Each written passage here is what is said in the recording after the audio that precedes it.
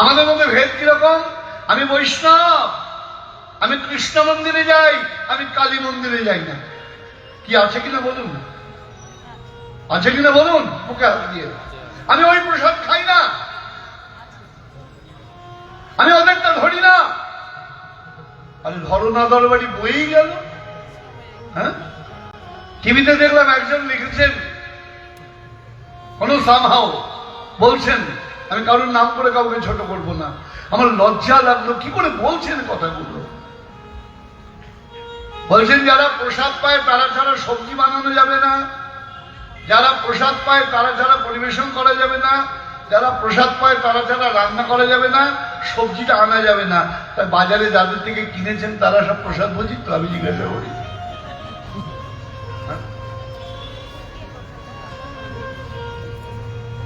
আমি অসম্মান করছি না, এইভাবে কি সম্ভব? জলের বোতল যখন আপনি কিনে আনছেন, বিসলারি বোতল, হ্যাঁ, তখন কি চিন্তা করছেন যে দোকানে বিক্রি হচ্ছে সেটা প্রসাদ ভোজির দোকান কিনা? বক্তৃতা মাইক পেলেই লেকচারি আরম্ভ হয়ে যাচ্ছে। তাহলে বলুন, প্রসাদ ভোজির প্রণামীও আমরা নেব না, যারা প্রসাদ ভোজি না তাদের কোনো প্রণামী নেব না।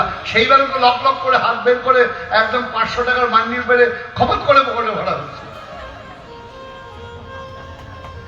হ্যাঁ, কেন ভেদ?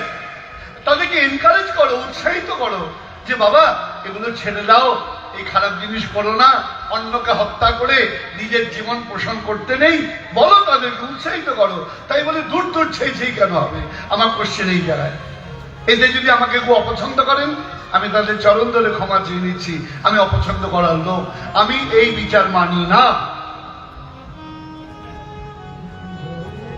এটা সংকীর্ণতার পরিচয়। রাধাকুণ্ডে বসে মাইকে করে আচ্ছা করে বলা যায়।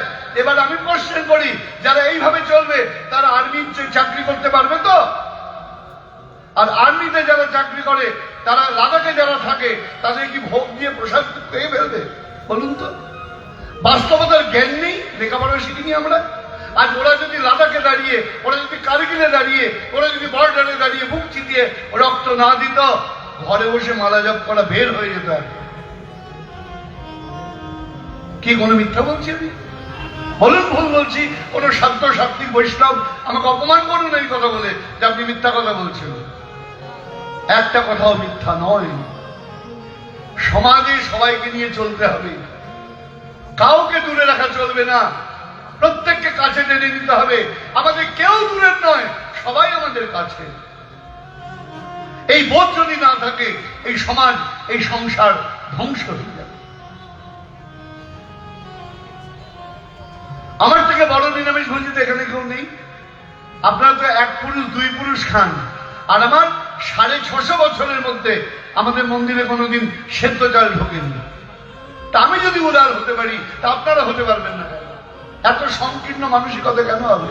আমার এতগুলো ছেলে মেয়ে রয়েছে যারা কৃষ্ণ মন্ত্রে দীক্ষা নিয়েছে, আমি যদি তাদের দূর দূর ছেই করি, তারা কিভাবে এই পথ থেকে সরে যাবে? দলে দলে লোক সরে যাচ্ছে, দলে দলে লোক সরে যাচ্ছে।